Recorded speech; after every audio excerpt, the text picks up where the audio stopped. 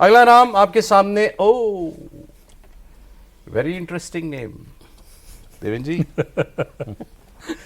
Manoj Sinha ji senior leader UP से आते हैं, भूमिहार हैं कास्ट से, और इस वक्त एलजी हैं जम्मू कश्मीर के।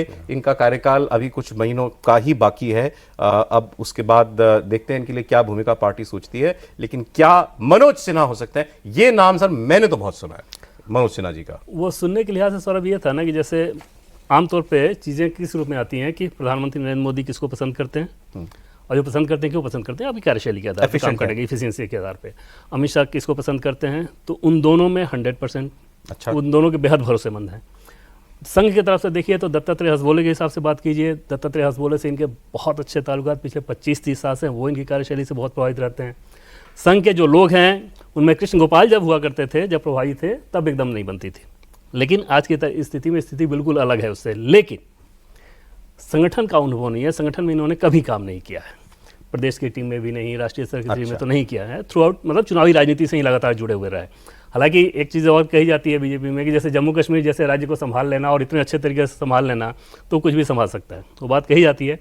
लेकिन राष्ट्रीय अध्यक्ष को लेके अब जो चर्चा चल रही है उसमें इनका ये नाम अभी नहीं आता। सर नहीं, बिल्कुल ठीक कह रहे हैं। देखिए उनसे प्रभावित प्रधानमंत्री क्यों हुए, मंत्री के रूप में, केंद्रीय मंत्री के रूप में उनका जो काम था, उस कामकाज से, उनके कामकाज की शैली से प्रधानमंत्री बहुत खुश थे और बहुत प्रमोट भी किया।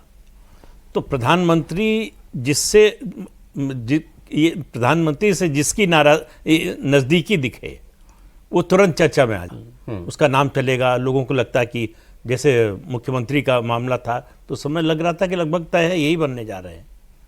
लेकिन मैंने जैसा कहा ना, बीजेपी में ऐसा फैसला नहीं होता कि पीएम जो है जेब से पर्ची निकालेंगे और जो है फैसला हो जाएगा। But it is a plus. हाँ, पीएम पसंद करें तो प्लस तो है ना। प्लस है, लेकिन सबसे बड़ा माइनस जो देवेंद्र ने कहा कि संगठन में कभी काम नहीं किया। ठीक है, मतलब न तो राज्य के स्तर पर और केंद्रीय स्तर की तो बात ही नहीं है। अगर उनको एलजी उनका कार्यकाल पूरा हो जाए तो जरूरत हो तो दिल्ली में ज्यादा मंत्रिमंडल में ज्यादा अभी जैसे जो क्षमताएं हैं ना, जो इनका प्रूवन ट्रैक रिकॉर्ड है बड़े लोगों की नजर में, पीएम अमित शाह इस तरह के लोगों की नजर में, वो गवर्नेंस को लेकर प्रूवन ट्रैक रिकॉर्ड है। जैसे बहुत क्लीन इमेज, ठीक है, टेलीकॉम जैसे मिनिस्ट्री में रह के आमतौर पे टेलीकॉम का कोई भी मंत्री, उससे पहले का इतिहास उठा के सौरभ आप देख लें तो किसी न किसी एक बिजनेस हाउस से वो सीधे एसोसिएट होता है। यहाँ तक ये तक कहा जाता रहा है कि ये इस कंपनी के पेरोल पे है। इनके बारे में एकदम क्लीन इमेज रही, कोई ऐसी चर्चा नहीं।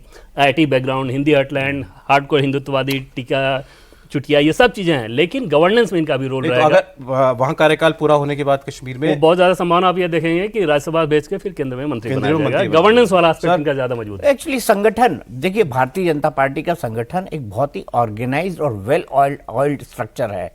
तो उसमें उसी व्यक्ति को फिट किया जाएगा जो उस संगठन के हर छोटे बड़े पहलू को बहुत अच्छी तरह से जानता हो, और मनोज सिन्हा जी जो है उस खांचे में मेरे हिसाब से फिट नहीं बैठते। राय में ऑलराइट।